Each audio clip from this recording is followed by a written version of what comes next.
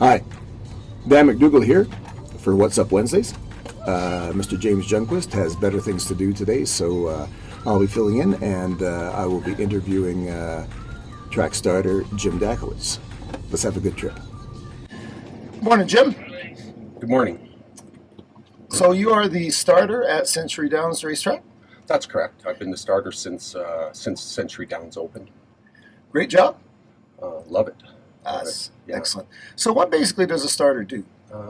The starter, I watch for horses, make sure that while they're not during the race, I'm just making sure that their equipment's all right. Horses are coming out with their number pads. Anything happens, accidents or anything like that, I'm watching for.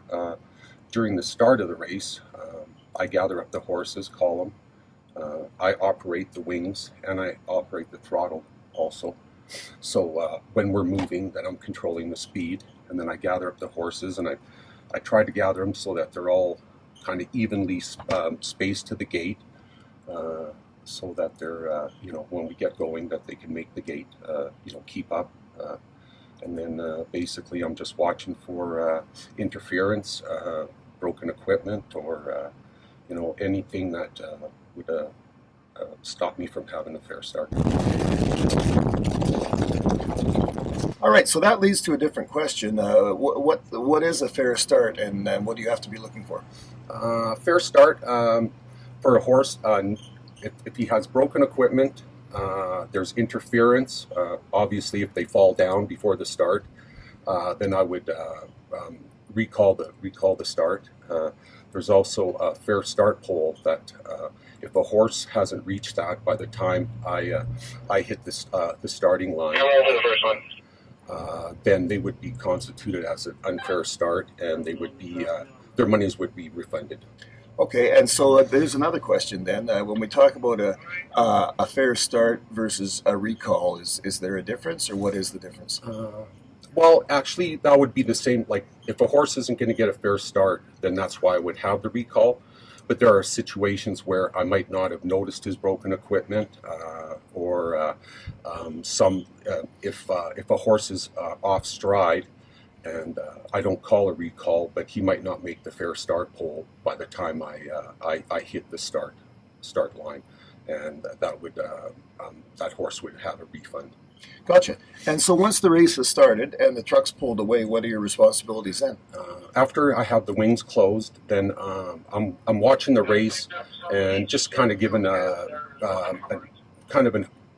another eye for the judges. So if I see any interference or broken equipment, any kind of driving infractions, I would radio it into the stewards upstairs, or the judges. I guess we call them judges or stewards, and they would look at the replay of the race and determine whether there is a reason to set a horse back or refund money, or any changes in the order of finish are all up to the judges. So right. Well, we're starting the race, so I'm going to let you do your thing for a second, and okay. We'll talk a little bit more. Jim, tell me about gate school. Like when they teach the horses to run behind the gate, or if I got that term correct. Yeah, you do. Schooling. I haven't done a lot of schooling at the racetrack here, since I've been starter at Century Downs. But I was a farm manager at Bedrock Training Center, where we had a little makeshift starting gate, which I did a lot of schooling. But mostly schooling is for problem horses or horses that are just starting out racing. And what you do is basically you just go, you open the wings and you just drive around the track and you let them follow the gate.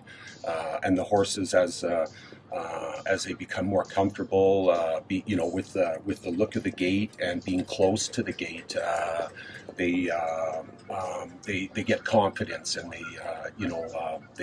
they'll put their nose right on the truck and have no problems and stuff, and so that's the schooling part of it. It's just teaching young horses or problem horses, how to be better. to be better when the race is going on, because I think one time Bob Clark, he said to me, which was from his brother Keith Clark, who won a lot of races, he said, you can't win a race behind the starting gate, but you sure can lose one. Oh, for sure. So that's one of the things where the more comfortable a horse is, behind the gate, the easier it is to leave, at the start, take him back if you don't want to leave. Just they stay comfortable, and some of them they can wash out, during the start. Just be so nervous that they don't have the energy and the race in them, that you don't want to take the race out of them before they hit the start. So I guess a big part of that, or the responsibility anyway, falls on the driver as well. Oh, that's correct. Yeah, the driver, that's one of the things where, sometimes, like, after a race, the driver will be, unhappy with maybe my start, but they always have to remember that they're the ones holding the lines, so they have control of the horse. I don't. I have control of the gate, but I don't have control of the horses.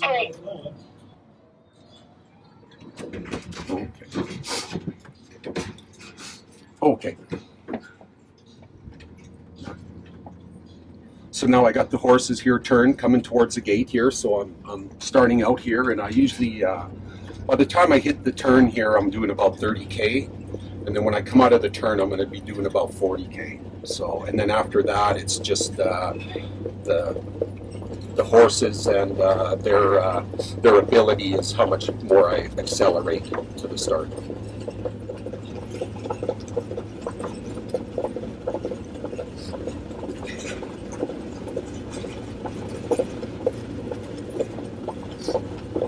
Now, qualifiers, do they generally have less horses than the regular race? They do. They could be small fields. I've even started one horse in a qualifier, but most of the time they like just smaller fields. But they like to group the horses with their abilities. So younger horses will qualify together, especially like 2-year-olds. They try to group them together. Once what they'll do is they'll have like a group of 3-year-olds, a group when the 2-year-olds start to qualify, and then you'll have like better horses, more experienced horses. I'm just going to turn and look this way so I can watch the horses qualify here. I'm just looking mostly here. I'm just looking for horses. If they make a break, then I'll chart it out to the stewards, and then they'll that horse will have to requalify. You can't. You have to stay flat.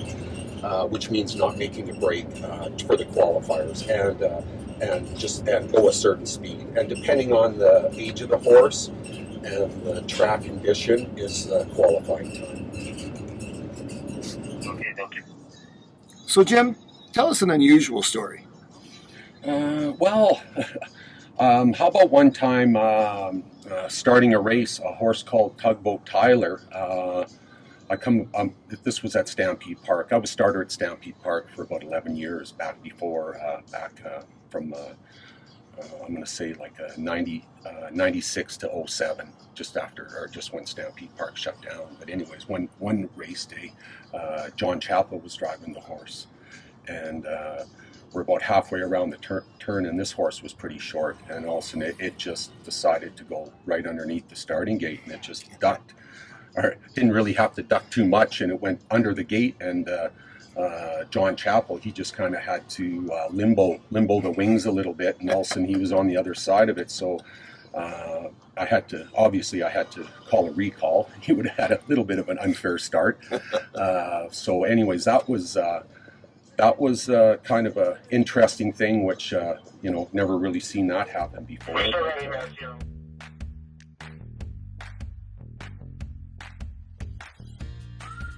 So once again, I'm Dan McDougall for James Jungquist. This has been What's Up Wednesday. Have a good week.